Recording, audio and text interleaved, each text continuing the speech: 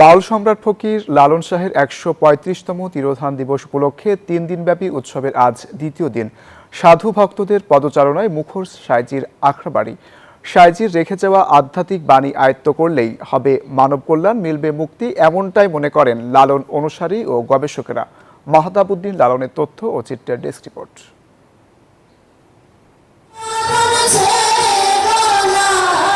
এই সাধুর সঙ্গ পেতেই সাইজির বারামখানায় ছুটে এসেছেন সাধু বাউলেরা।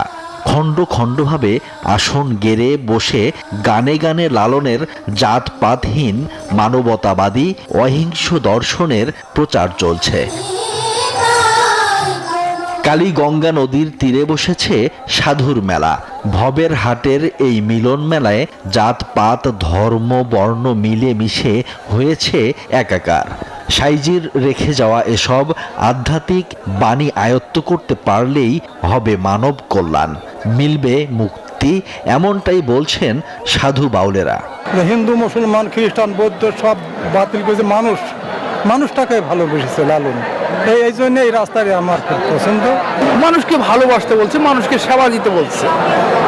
মানুষকে সেবা দিলেই আল্লাহ রহমত নাজিল করতে পারে। দেহর যেমন 24 ঘন্টা হয়েছে, তাই অনুষ্ঠানটাও 24 ঘন্টা। সাধুদের এই মিলন মেলায় আসতে পেরে খুশি দেশ বিদেশের দর্শনার্থীরাও।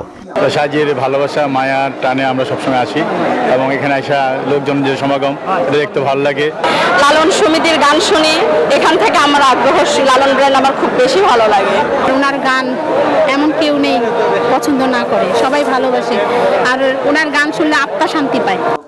উদ্বোধনী অনুষ্ঠানে যোগ দিয়ে বিশ্ববরেণ্য গবেষক প্রফেসর গায়ত্রী চক্রবর্তী বলেন, সাইজি অনন্য, এক ও অদ্বিতীয়, আর লালনের বাণী ও ভাবধারাকে সংরক্ষণ ও আন্তর্জাতিক পর্যায়ে তুলে ধরতে সরকার কাজ করবে বলে জানান মৎস্য ও প্রাণী সম্পদ বিষয়ক উপদেষ্টা ফরিদা আক্তার।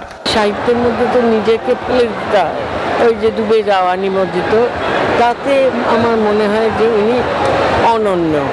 এই সরকারে আমরা মনে করেছি যে এবারে এই সুযোগ আমরা ফকির লালন শাহকে সাধারণ মানুষের পক্ষ থেকে এটাকে জাতীয় দিবসের উপর।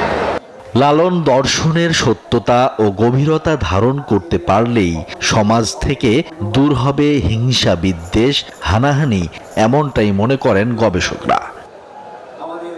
Desk report, news 24।